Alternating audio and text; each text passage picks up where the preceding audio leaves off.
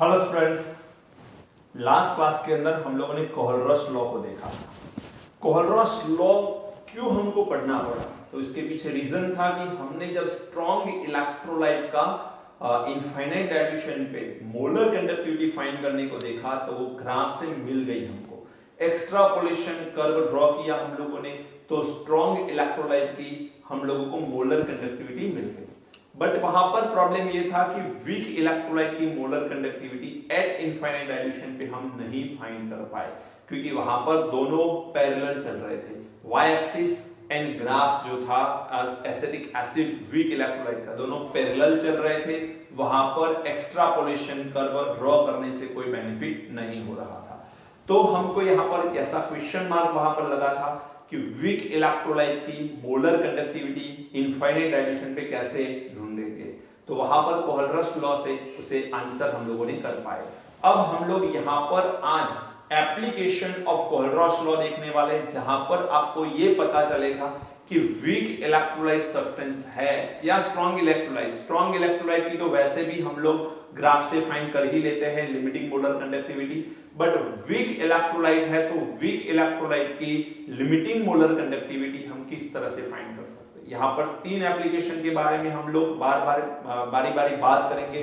पहला है determination of lambda and infinite of an electrolyte. Electrolyte की लैम्बडा एंड इनफाइनाइट हमको फाइंड करनी है। लैम्बडा एंड इनफाइनाइट जिसे बोलते हैं लिमिटिंग मोलर कंडक्टिविटी। देखो, इसका कोई तरीका थियोरिकल नहीं है, इसे एग्जांपल को देख के ही आपको समझना पड़ेगा। तो सबसे पहला पॉइंट यहाँ पर है lambda M infinite of NH4OH हमको फाइंड करना है। NH4OH की हमको लैम्बडा एम इनफाइनाइट बेटा फाइंड करनी है। उसके लिए गिवन क्या है, तो तीन वैल्यू गिवन है। NH4Cl की लिमिटिंग मोलर कंडक्टिविटी, KCl की limiting molar conductivity and KOH की limiting molar conductivity respectively A, B and C siemens centimetre square mole inverse given है। करना क्या है, कोहलरॉस लॉ को यदि आपने समझ लिया है तो उसमें हमने एक चीज को बहुत अच्छे से ऐसा बोल सकता हूं कि अच्छे से एक्सप्लेन किया था, और वो एक्चुअली कोहलरॉस लॉ का हार्ट है। वो क्या था कि इनफाइनाइट डाइल्यूशन पे कोई भी सब्सटेंस के जो आयंस हैं उनका बिहेवियर इंडिपेंडेंट हो जाता है। इंडिपेंडेंट माइग्रेशन लॉ है ये, तो इंडिपेंडेंट बिहेवियर हो जाता है बिकॉज इनफाइनाइट डाइल्यूशन पे IIA इंटर आयोनिक अट्रैक्शन 0 हो जाता है। यहां पर मुझे NH4OH की लिमिटिंग मोलर कंडक्टिविटी फाइंड करनी है, तो वैसे तो मैं ऐसा लिख सकता हूं लैम्बडा एम इनफाइनाइट किसकी फाइंड करनी है बेटा, NH4OH की। तो जैसे ही ये आयन प्रोड्यूस करेगा तो lambda M infinite NH4 plus lambda M infinite OH minus, ये दोनों का मुझे टोटल करना होगा। जब मोलर कंडक्टिविटी की बात आए आयंस की, तो इंडियन लैम्बडा एंड सब्सटेंस की ग्रीक लैम्बडा से रिप्रेजेंट हम करते हैं। अब मुझे NH4 plus and OH minus ये दो ही आयन की मोलर कंडक्टिविटी चाहिए। क्या करेंगे बताओ। देखो, NH4Cl हमको NH4 प्लस दे सकता है, बिल्कुल, एंड KOH हमको OH माइनस दे सकता है। एक्स्ट्रा क्या दे रहा है ये K प्लस, और ये क्या दे रहा है Cl, तो KCl एक्स्ट्रा दे रहा है, तो KCl की अलग से दे रखे, उसे माइनस कर लेंगे हम लोग। बात समझ आ रही है। कहने का मेरा मतलब ये है कि जिस सब्सटेंस की लिमिटिंग मोलर कंडक्टिविटी आपको फाइंड करनी है, वो इलेक्ट्रोलाइट के आयन को जरा देखिए। वो आयन के अलावा एक्स्ट्रा आयन जो है उसको माइनस करने पड़ेंगे। तो ये NH4 प्लस Cl माइनस देगा, ये K प्लस OH माइनस देगा। हमको NH4 plus and OH minus की तो जरूरत है, but extra K plus and Cl minus की जरूरत नहीं है। तो ये दोनों की लिमिटिंग मोलर कंडक्टिविटी का जब टोटल करेंगे, तो उस टोटल में से हम जिसकी जरूरत नहीं है वो है KCl, उस KCl की माइनस कर लेंगे। तो यदि मैं इसे इक्वेशन नंबर 1, इसे इक्वेशन नंबर 2 और इसे इक्वेशन नंबर 3 बोल दूं, तो हो क्या रहा है बेटा, इक्वेशन नंबर 1 हम लोग यहां पर लेंगे, इसके साथ इक्वेशन नंबर 3 को हम ऐड करेंगे। क्योंकि यहां से NH4 प्लस यहां से OH माइनस, तो एक्स्ट्रा एडिशन किसका हो गया? KCl का। तो मुझे सब्सट्रैक्शन करना होगा KCl का, जो इक्वेशन नंबर 2 में आता है। इक्वेशन नंबर 1 की वैल्यू क्या है? स्मॉल a, थर्ड की वैल्यू है C एंड सेकेंड की वैल्यू है B। ये हो गया siemens centimetre square mole inverse, ये वैल्यू आ गई। बात समझ आ रही है बेटा? तो ये आंसर आ गया। हो सकता है A, C एंड B की जगह कोई वैल्यू दे दे, 10, 15, 20, 39, 40 व्हाटएवर, तो वो एडिशन एंड सब्सट्रैक्शन आपको आना चाहिए। एक और एग्जांपल से मैं आपको यहां पर समझा दूं। मान के चलो आपको एसिटिक एसिड की लिमिटिंग मोलर कंडक्टिविटी चाहिए, 0 भी लिख सकते हो, इनफाइनाइट भी लिख सकते हो, ये आपको पता होगा।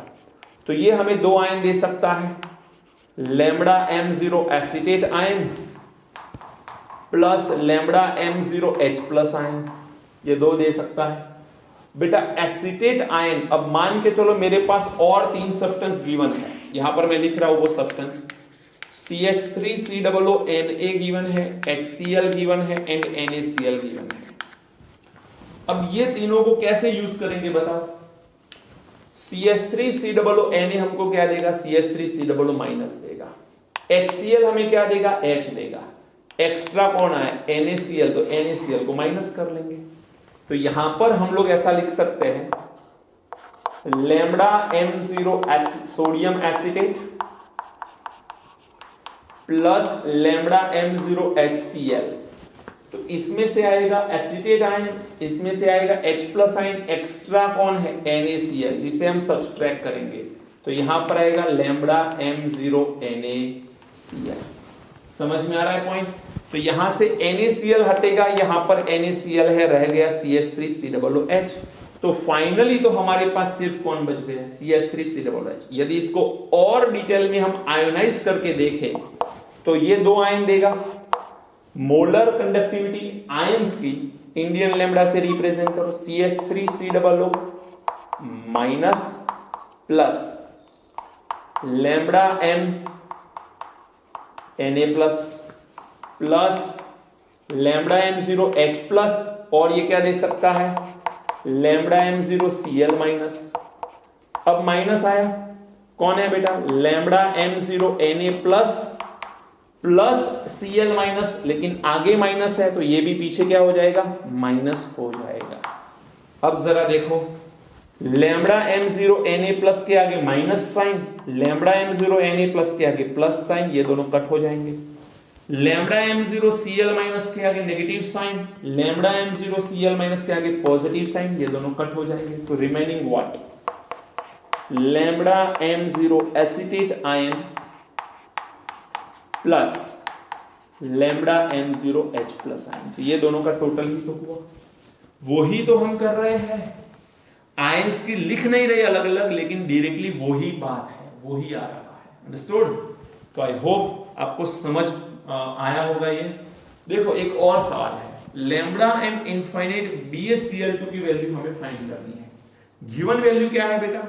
Lambda M infinite barium sulphate, जिसकी वैल्यू है X, lambda M infinite HCl की वैल्यू है Y, lambda M infinite H2SO4 की वैल्यू है Z। मुझे यहां पर बेरियम क्लोराइड जो है इसका मैं आयोनाइजेशन करूंगा तो मुझे मिलेगा barium 2 plus and 2Cl minus. ये दो आयन की जरूरत है मुझे। बेटा बेरियम सल्फेट क्या देगा? बेरियम 2 प्लस, सही है। HCl क्या देगा? Cl माइनस, ये भी सही है, बट यहां पर 2Cl माइनस की जरूरत है, ये एक ही Cl देगा, तो इस इक्वेशन को 2 से मल्टीप्लाई करना पड़ेगा। ये है इक्वेशन नंबर 1, ये है इक्वेशन नंबर 2 और ये है इक्वेशन नंबर 3। इक्वेशन नंबर 2 को 2 से मल्टीप्लाई करना पड़ेगा क्योंकि मुझे 2Cl माइनस की जरूरत है, यहां पर एक ही Cl माइनस है। अंडरस्टूड? H2SO4 को सब्सट्रैक्ट करेंगे क्योंकि ये 2H प्लस हो जाएगा 2 से मल्टीप्लाई करने के बाद, और ये SO4 2 माइनस, तो H2SO4 को सब्सट्रैक्ट करेंगे। तो finally lambda M infinite BaCl2 की वैल्यू मुझे चाहिए, तो लैम्बडा M0 Ba2 प्लस 2 मोल लैम्बडा M0 Cl माइनस, ये चाहिए।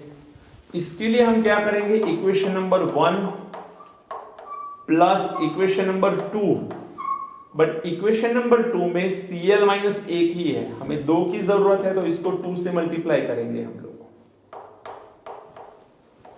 प्लस H2SO4, सॉरी माइनस करना पड़ेगा, इक्वेशन नंबर 3 को माइनस करो।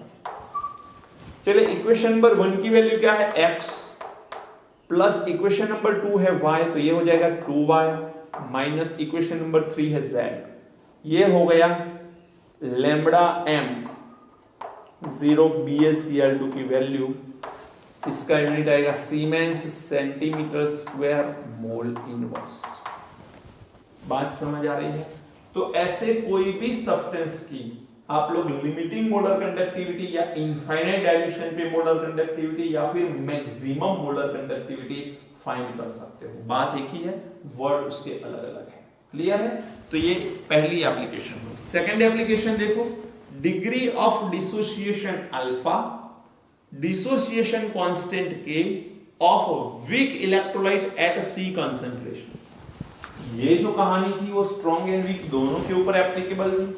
अब यहां पर ये कहानी जो है वो सिर्फ यहां पर ही लिखा है मैंने, देखो week electrolyte at C concentration, C concentration पे कोई वीक इलेक्ट्रोलाइट है उसके ऊपर इसे एप्लीकेबल करना है। हम लोगों को बाय द वे एक रिलेशन लाना है अल्फा के एन सी के बीच का, अल्फा के एन सी के बीच का एक रिलेशन लाना है। देखो अज्यूम करो कि एक AB है हमारे पास जो वीक इलेक्ट्रोलाइट है।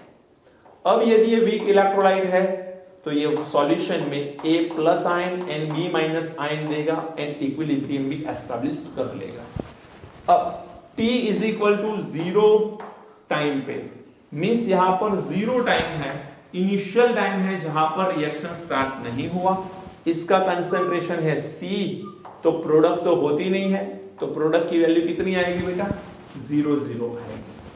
अब इक्विलिब्रियम टाइम आ गया, हम लोग आयोनिक इक्विलिब्रियम चैप्टर पढ़ चुके हैं, उसमें मैंने आपको बताया था कि वीक इलेक्ट्रोलाइट 100% आयोनाइज नहीं होता है, उसमें से कुछ पार्ट होता है। अब कुछ पार्ट मींस कितना, तो C अल्फा, याद आया होगा आप लोगों को, आपको उसके लिए वो चैप्टर पता होना चाहिए। C अल्फा क्यों लेते, इसके रीजन के साथ सब कुछ पढ़ाया था मैंने। यदि आप में से किसी को डाउट है तो मुझे मैसेज करना, मेरे पास उसका एक वीडियो है, वो वीडियो मैं आपको सेंड करूंगा। C माइनस C अल्फा, तो ये कितना बनेगा बेटा, C alpha and C alpha बनेगा।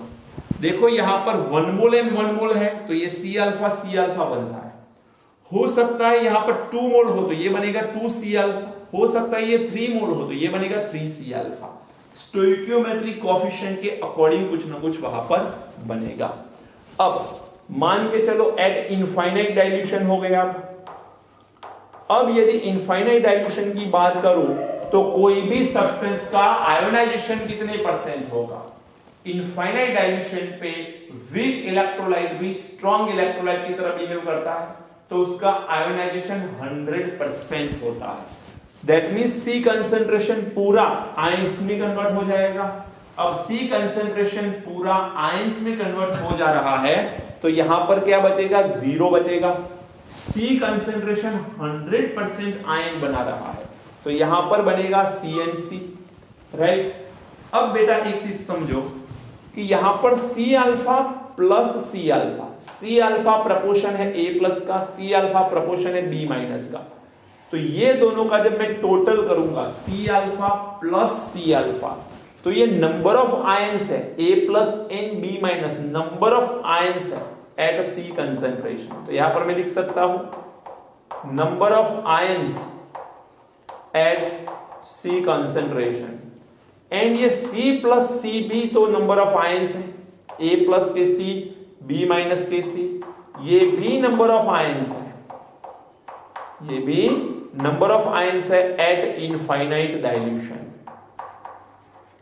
ये भी नंबर ऑफ आयंस है एट इनफाइनाइट डाइल्यूशन, राइट। अब ये चीज यदि समझ पा रहे हो कि C alpha number of ions C concentration पे है and C plus C number of ion infinite dilution पे। आयंस क्यों लिख रहा हूं, A plus n B minus, देखो आयंस के फॉर्म में है, तो यहां पर हम लोग लिख सकते हैं लैम्बडा MC सी कंसंट्रेशन पे मोलर कंडक्टिविटी की वैल्यू जो है वो डायरेक्टली प्रोपोर्शन पे होती है नंबर ऑफ आयंस के साथ, लेकिन ये सी कंसंट्रेशन पे है तो number of ion present in C concentration और इन सॉल्यूशन सी कंसंट्रेशन वाला, राइट।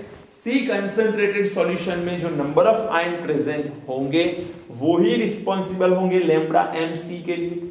तो यहां पर सी कंसंट्रेशन पे नंबर ऑफ आयंस कितने हैं? सी कंसंट्रेशन पे number of ions at C concentration C alpha plus C alpha, जिसे हम लोग बोलेंगे 2C अल्फा। कितना है? 2C alpha, C alpha plus C alpha 2C alpha. यदि मैं लैम्ब्डा एम इनफाइनाइट कर लूं तो बात same, lambda M infinite also directly proportional with the number of ion present in the solution at infinite dilution. At infinite dilution पे C plus C कितना आ रहा है बेटा? 2C आ रहा है। समझ में आ रहा है? अब आप लोगों को ये दोनों का रेशियो लेना है। तो यहां पर देखो जरा ध्यान से, lambda M C lambda M infinite is equal to 2C alpha upon 2C। 2C से 2C कट आउट हो जाएगा, रिमेनिंग इज अल्फा। तो यहां पर एक रिलेशन निकल के आया, कौन सा? Lambda M C lambda M infinite is equal to C। अब ये लैम्ब्डा एम वो है मोलर कंडक्टिविटी। हो सकता है आपको मोलर कंडक्टिविटी ना दे बट इक्विवेलेंट कंडक्टिविटी दे। तो इक्विवेलेंट कंडक्टिविटी जब देते हैं तो उसको भी lambda eq C and lambda eq infinite भी आप लिख सकते हो। तो यहां पर सी नहीं, सॉरी अल्फा है। तो यहां पर ये एक रिलेशन आपको याद रखना है। अल्फा क्या relation? Lambda M C upon lambda M infinite है, या फिर lambda eq C upon lambda eq infinite भी है। क्लियर? अब हमको एक रिलेशन लाना है अल्फा के एंड सी के बीच का। देखो कैसे ला रहे हैं, बहुत आसान है। ये तो आप आयोनिक इक्विलिब्रियम चैप्टर में भी पढ़ चुके हैं। ये एक इक्विलिब्रियम है, तो इक्विलिब्रियम पे के की वैल्यू क्या आती है? Concentration of A plus ion, concentration of B minus ion and concentration of A B. अब A plus and B minus at equilibrium पे, सॉरी बेटा, A plus and B minus तो क्या है? C alpha and C alpha. तो ये आप लिखेंगे C alpha into C alpha upon A B at equilibrium. C minus C alpha, C को कॉमन निकालो, सी को मैं कॉमन निकालो, रिमेनिंग इज 1 माइनस अल्फा। तो यहां पर आएगा 1 माइनस अल्फा। यहां से क्या होगा? सी से सी कट आउट हो जाएगा, के रह गया। तो यहां पर आएगा k is equal to C alpha square upon 1 लिख रहा हूं मैं। अब एक्चुअली ये 1 माइनस अल्फा है बट मैंने 1 क्यों लिखा? तो आपको ये पता होना चाहिए कि alpha is very very less compare to 1, so we are considering 1 minus alpha is approximately 1। अब यदि 1 कंसीडर कर रहा हूं तो अल्फा स्क्वायर की वैल्यू क्या आ रही है बेटा?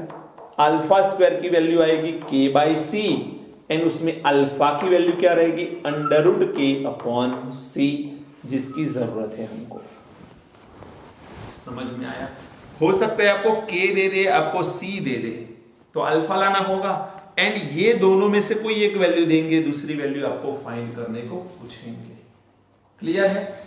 इनफाइनाइट डाइल्यूशन भी पूछ सकते हैं तो लैम्ब्डा एम सी दे देंगे, या फिर लैम्ब्डा एम सी पूछ सकते हैं तो इनफाइनाइट डाइल्यूशन पे मोलर कंडक्टिविटी दे देंगे, या फिर इक्विवेलेंट कंडक्टिविटी भी वो दे सकते हैं। आपको इन शॉर्ट फॉर्मूला ये याद रखना है। एक ये फॉर्मूला याद करो और एक ये फॉर्मूला याद कर लो। जो स्टूडेंट बोर्ड एग्जामिनेशन की प्रिपरेशन कर रहे हैं उनको ये तो करना ही है। आपको ये डेरिवेशन करने की जरूरत नहीं, सिर्फ याद रखो lambda M C upon lambda M infinite is equal to alpha, या फिर equivalent conductivity C upon equivalent conductivity infinite is equal to alpha and alpha is equal to under root K upon C. बस इतना याद रख लो, directly derivation की कोई जरूरत नहीं। क्लियर बेटा? चलिए तो आप इसे नोट करिए। अभी मुझे एक थर्ड पॉइंट के बारे में बात करनी है, that is the solubility of sparingly soluble salt. वो भी हम लोग पढ़ चुके थे आयोनिक इक्विलिब्रियम चैप्टर के अंदर, लेकिन इसका मोलर कंडक्टिविटी के साथ क्या रिलेशन है उसके बारे में मुझे बात करनी है। आप नोट करिए, फिर आगे बढ़ते हैं। Third application of Kohlrausch law क्या है, देखो, solubility of sparingly soluble salt. देखो, आप लोगों ने आयोनिक इक्विलिब्रियम चैप्टर के अंदर स्पेरिंगली सॉल्युबल सॉल्ट का मतलब समझा था। आई होप अब तक वो याद होगा। याद नहीं है तो उसे समझने की कोशिश करिए। ऐसा कोई भी सॉल्ट जो बहुत कम सॉल्युबल है पानी के अंदर, उससे हम लोग बोलते हैं स्पेरिंगली सॉल्युबल सॉल्ट। अब ये तो वर्ड बोल दिया मैंने कि कम सॉल्युबल है, लेस सॉल्युबल है, बट कितना less? solubility of that salt in the water is less than 10⁻² mole per liter। यदि किसी भी सॉल्ट की solubility 10⁻² मोल पर लीटर से कम है तो उसे हम लोग स्पेरिंगली सॉल्युबल सॉल्ट बोल सकते हैं। क्लियर हुआ इतना? तो स्पेरिंगली सॉल्युबल सॉल्ट किससे बोलना है ये समझ लो पहले तो। अब स्पेरिंगली सॉल्युबल सॉल्ट जब भी सॉल्युबल थोड़ा बहुत भी पानी के अंदर डिसॉल्व होता है और उसका जब सैचुरेटेड सॉल्यूशन बन जाए, बात को गौर से समझना, जब स्पेरिंगली सॉल्युबल सॉल्ट पानी में डिसॉल्व हो जाता है एंड उसका सैचुरेटेड सॉल्यूशन बन जाता है, तो वो ही सॉल्यूशन को हम लोग एट इनफाइनाइट डाइल्यूशन कंसीडर करते हैं, क्योंकि चाहे कितना भी पानी ऐड करो उसकी सॉल्युबिलिटी फिर नहीं बढ़ने वाली है। सैचुरेटेड सॉल्यूशन हो जाने के बाद आप चाहे कितना भी अमाउंट में पानी को ऐड करो, सॉल्युबिलिटी इंक्रीज नहीं होती है। किसकी बात चल रही है? स्पेरिंगली सॉल्युबल सॉल्ट की बात चल रही है। तो याद रखना, at saturated solution, at saturated point of this salt, वही सॉल्यूशन की सॉल्युबिलिटी को हम लोग इनफाइनाइट डाइल्यूशन भी बोल सकते हैं। तो ध्यान ये रखना है आप लोगों को, इनफाइनाइट डाइल्यूशन की सॉल्युबिलिटी एंड सैचुरेटेड पॉइंट की सॉल्युबिलिटी दोनों कैसी है बेटा? सेम है, दोनों में कोई फर्क नहीं होता है। ये पॉइंट को समझ लिया तो काम आसान हो गया। देखो वर्ड में मैंने लिखा है the solubility of a sparingly soluble salt is very less. Solubility को S से रिप्रेजेंट किया जाता है, विच इज लेस देन 10⁻² मोल पर लीटर इन वाटर। तो स्पेरिंगली सॉल्युबल सॉल्ट जो है उसकी सॉल्युबिलिटी 10⁻² मोल पर लीटर से कम होती है। एग्जांपल है AgCl, BaSO4 एक्सेट्रा। दूसरा पॉइंट है the saturated solution of sparingly soluble salt can be considered as a infinite dilute solution। मैंने अभी बोला था आप लोगों को कि स्पेरिंगली सॉल्युबल सॉल्ट का सैचुरेटेड सॉल्यूशन है, उसी को हम लोग क्या कंसीडर करते हैं? Infinite dilution. उसे इनफाइनाइट डाइल्यूशन की सॉल्युबिलिटी कंसीडर करते हैं। तो ध्यान रखना, इनफाइनाइट डाइल्यूट सॉल्यूशन ही उसे कंसीडर करते हैं। तो यहां पर बात ये आती है, for saturated solution, saturated solution molarity कितनी होगी? मोलारिटी होगी उसकी सॉल्युबिलिटी जितनी, जितनी मोलारिटी उतनी ही सॉल्युबिलिटी, क्योंकि सॉल्युबिलिटी का यूनिट आप जो एक बार गौर से देखिए, मोल पर लीटर। अब मोल पर लीटर ये यदि इसका यूनिट है तो मोलारिटी की वैल्यू हो जाएगी सॉल्युबिलिटी। तो एट इनफाइनाइट डाइल्यूशन या एट सैचुरेटेड पॉइंट हम लोग बोल सकते हैं मोलारिटी ही उसकी सॉल्युबिलिटी है या सॉल्युबिलिटी ही उसकी मोलारिटी है। लैम्ब्डा mc सैचुरेटेड सॉल्यूशन पे तो C कंसंट्रेशन है, बट वही C कंसंट्रेशन को हम लोग इनफाइनाइट डाइल्यूशन भी तो बोलते हैं, और इनफाइनाइट डाइल्यूशन है तो molar conductivity eight C concentration वो ही है molar conductivity eight infinite dilution. देखो, यदि आपके दिमाग में ऐसा कोई ख्याल आ रहा है कि सर ऐसा कैसे हो सकता है कि infinite dilution and C concentration same, एक एग्जांपल दे रहा हूं समझना। AgCl की मैं सॉल्युबिलिटी की बात करूं, मैं बात कर रहा हूं AgCl सॉल्यूशन की, तो AgCl की सॉल्युबिलिटी ये प्रैक्टिकली प्रूवन है 10⁻⁵ मोल पर लीटर है। सॉल्युबिलिटी ऑफ AgCl सॉल्ट कितनी है? 10⁻⁵ मोल पर लीटर। इसको और अच्छे से समझे तो 10⁻⁵ mole of AgCl dissolve in 1 litre solution. अब ये जो 1 लीटर सॉल्यूशन है उसको मैं 1000 ml भी तो बोल सकता हूं, 1000 ml सॉल्यूशन भी तो बोल सकता हूं, दोनों बात एक ही है। तो 1 लीटर सॉल्यूशन बोलूं या 1000 ml सॉल्यूशन बोलूं, दोनों एक ही है। अब बेटा 1000 ml के अंदर AgCl के मोल ज्यादा है कि कम? 10⁻⁵ बहुत ही कम है, बहुत ज्यादा कम। 0.4 टाइम्स 0 and 1 बहुत कम। इसका मतलब Ag plus and Cl minus का प्रपोर्शन कम होगा, तो इसके अंदर जो Ag plus and Cl minus ion produce होंगे वो 1000 ml में बहुत कम प्रोड्यूस होंगे, क्योंकि मोल ही कम है उसके। अब कम प्रोड्यूस होंगे तो दोनों को मूव करने के लिए बहुत ज्यादा स्पेस मिलेगी। 1000 ml सॉल्यूशन है बट अमाउंट दोनों की कम है, तो Ag प्लस जिस कॉर्नर में होगा Cl माइनस दूसरे कॉर्नर में हो सकता है। इसका मतलब दोनों के बीच का डिस्टेंस बढ़ेगा। दोनों के बीच का जब डिस्टेंस बढ़ता है तो इंटर आयोनिक अट्रैक्शन की वैल्यू क्या हो जाती है? 0। और हमें पता है इनफाइनाइट डाइल्यूशन वो पॉइंट है जहां पर इंटर आयोनिक अट्रैक्शन की वैल्यू कैसी हो जा रही है बेटा? 0 हो जा रही है। जब इंटर आयोनिक अट्रैक्शन की वैल्यू 0 हो जाती है उसी को हम लोग क्या बोलते हैं? Infinite dilution. तो वैसे तो ये सैचुरेटेड सॉल्यूशन है, बट वहां पर यदि इंटर आयोनिक अट्रैक्शन 0 हो जाता है तो वो ही तो इनफाइनाइट डाइल्यूशन है। तो सैचुरेटेड सॉल्यूशन पे यहां पर इंटर आयोनिक अट्रैक्शन 0 हो जाता है, इसी वजह से उस पॉइंट को हम लोग इनफाइनाइट डाइल्यूशन बोलते हैं। अंडरस्टूड? चलिए अब यहां पर आपके पास एक फॉर्मूला है, lambda mc is equal to हम लोग लिखते हैं क्या? k इंटू 1000 अपॉन मोलारिटी लिखते हैं बेटा। लेकिन हमने for saturated solution of sparingly soluble salt molarity को सॉल्युबिलिटी एंड लैम्बडा mc को लैम्बडा m इनफाइनाइट कंसीडर किया। तो लैम्बडा mc की जगह क्या लिखे? Lambda m infinite k into 1000 upon molarity की जगह क्या लिखे? Solubility s। तो हो सकता है सॉल्युबिलिटी फाइंड करने को पूछे, आपको k कापा दे दे या कप्पा भी बोल सकते हो, into 1000 and molar conductivity eight infinite dilution बोले या molar conductivity eight C concentration बोले। यदि स्पेरिंगली सॉल्युबल सॉल्ट है तो ध्यान रखना दोनों सेम ही है, दोनों में कोई फर्क नहीं होता है। तो ये फॉर्मूला आपको याद रखना है। अब हो सकता है आपको ये पूछे और ये फाइंड करने को ये पूछा है लेकिन SB नहीं दिया, तो SB फाइंड करने का तरीका आपको आना चाहिए। स्पेरिंगली सॉल्युबल सॉल्ट की सॉल्युबिलिटी हमने 11th में ट्राई करी थी, किस तरह से फाइंड करें। देखो फॉर AB सॉल्ट,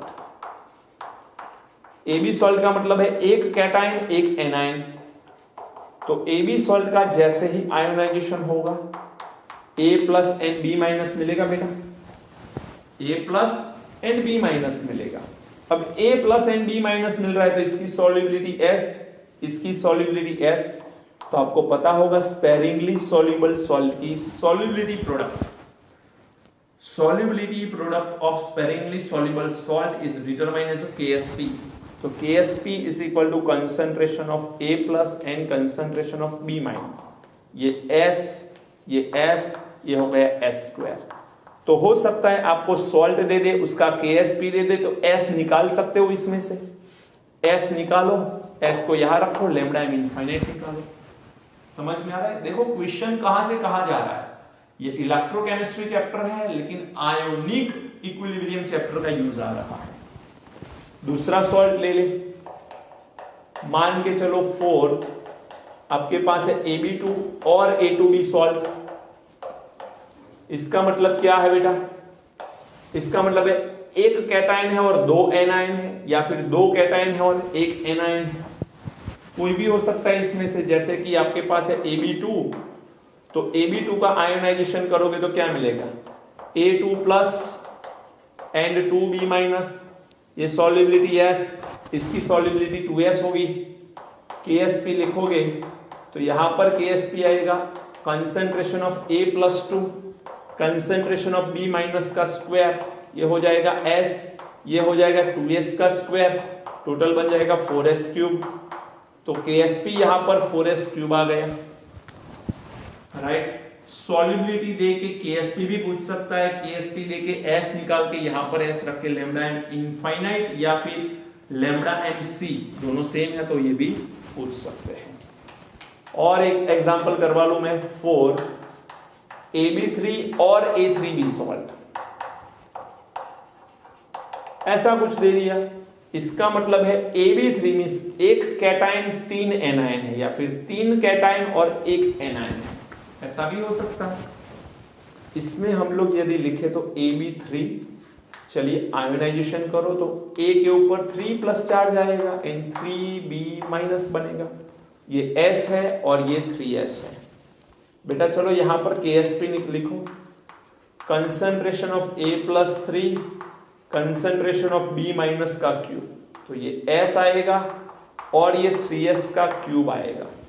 बेटा 3 का क्यूब कितना होता है? 27, वेरी ट्रू। तो 27s cube and S raise to 4, KSP की वैल्यू आ गई। तो KSP देके S या S देके KSP कुछ भी पूछ सकता है। यदि S आपको फाइंड करना पड़ा तो S यहां पर रख के लैम्डा एम इनफाइनाइट तक इक्वेशन जा सकता है। अंडरस्टूड?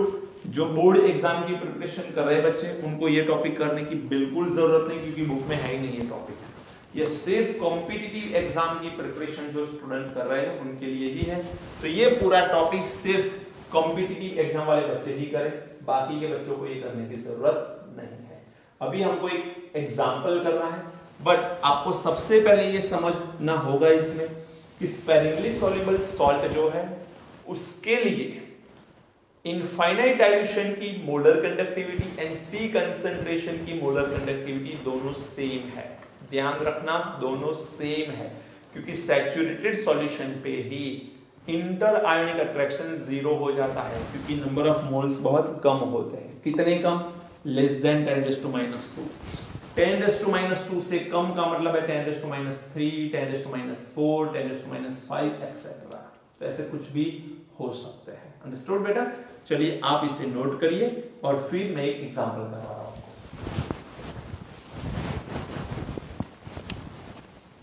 जो हमने पढ़ा है उसके ऊपर बेस्ड एक क्वेश्चन मैंने बोर्ड के ऊपर लिखा है।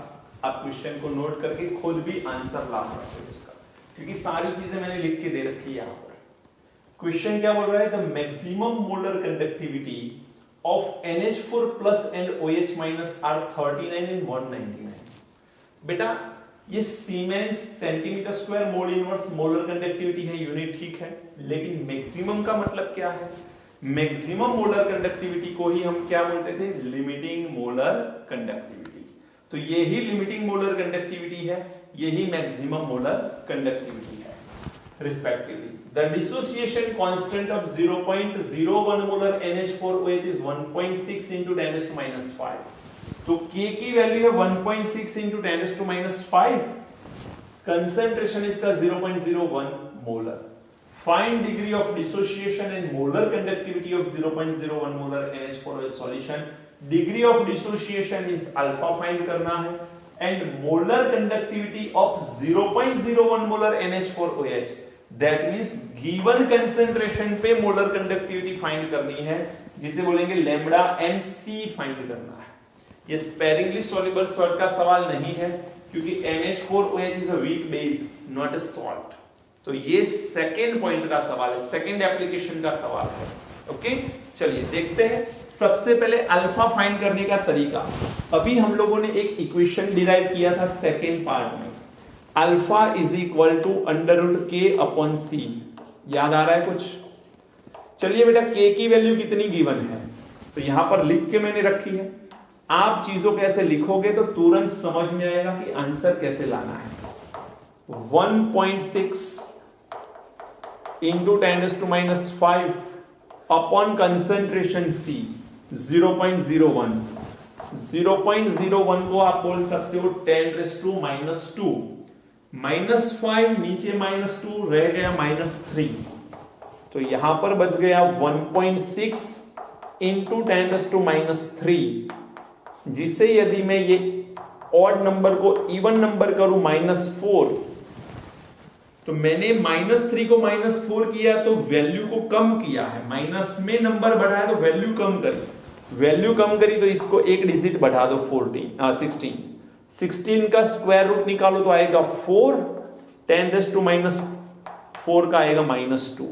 ये वैल्यू आ गई बेटा अल्फा की, जिससे आप लिख सकते हो 0.04 एंड परसेंटेज में यदि आप लिखना चाहते हो तो लिख सकते हो 4%। तो ये अल्फा की वैल्यू आ गई। एक क्वेश्चन सॉल्व हो गया। अब हमको दूसरा क्या फाइंड करना है, लैम्बडा एम सी। आपको पता होना चाहिए लैम्बडा एम सी किस तरह से फाइंड करें, तो अल्फा के साथ वो रिलेशन पता करो। अल्फा के साथ lambda M C and lambda M infinite का रिलेशन कौन सा था बेटा, alpha is equal to lambda M C upon lambda M infinite. अभी थोड़ी देर पहले इसे डिराइव किया था हम लोगों ने, याद है। अब इसमें हमको फाइंड करना है लैम्बडा एम सी, तो मुझे alpha into lambda M infinite चाहिए। अल्फा तो मैं जानता हूं 0.04, बट मुझे लैम्बडा एम इनफाइनाइट नहीं पता है। क्या करो बोलो, यहां पर लिखता हूं lambda M infinite is equal to किसका फाइंड करना है, NH4OH का। तो यहां पर लिखूं मैं lambda M infinite NH4OH is equal to lambda M infinite. NH4OH मुझे दो आयन दे सकता है, एक NH4 प्लस एंड दूसरा वो दे सकता है OH माइनस। चलिए NH4 प्लस की वैल्यू कितनी है 39। ये मोलर कंडक्टिविटी है इनफाइनाइट डाइल्यूशन पे, यहां पर वर्ड लिख के दिया है मैक्सिमम, बात एक ही है। तो ये है 39, ये है 199, दोनों का टोटल करोगे ये आएगा 238 siemens centimetre square mole inverse, right. चलिए 238 आ गया, यहां पर लिखो इसे। अल्फा की वैल्यू 0.04 और ये बन जाएगा 238। अब बेटा 238, एक काम करो इसे थोड़ा सा और अच्छे से लिखे तो 4 इंटू 238 इंटू 10⁻², तो ये हो जाएगा 952 डिवाइडेड बाय 100, ये हो जाएगा 9.52। लैम्बडा एम सी की वैल्यू हो जाएगी 9.52 siemens centimetre square mole inverse. तो ये सी कंसेंट्रेशन पे मोलर कंडक्टिविटी आ गई। लेकिन ये सी कंसेंट्रेशन पे मोलर कंडक्टिविटी लाने के लिए हमको इनफाइनाइट डाइल्यूशन पे मोलर कंडक्टिविटी की जरूरत थी। जो हमने कोहलरश लॉ का यूज किया, दोनों आयंस का टोटल किया, जबकि दोनों आयन की दे रखी थी। मान के चलो ये दोनों आयन की नहीं दी होती तो हमें और कुछ दिया होता, NH4Cl की देते, KOH की देते एंड KCl की देते। तो NH4Cl की देते तो NH4Cl एंड KOH दोनों का टोटल करते, KCl की माइनस करते। याद है कि नहीं? तो हम लोगों को एप्लीकेशन 1 का भी यूज करना पड़ता फिर, क्लियर। लेकिन यहां पर तो दो आयन की ही दे रखी है, डायरेक्टली टोटल करके हमने आंसर निकाल लिया है। अंडरस्टूड? तो यहां पर आपका इस चैप्टर का पार्ट 1 खत्म होता है। अब हम लोग कल से पार्ट 2 देखने वाले हैं, जो होता है हमारा इलेक्ट्रोकेमिकल सेल। इलेक्ट्रोकेमिकल सेल के बारे में हम नेक्स्ट वीडियो लेक्चर से शुरू करेंगे। चलिए मिलते हैं बेटा, थैंक यू, गॉड ब्लेस।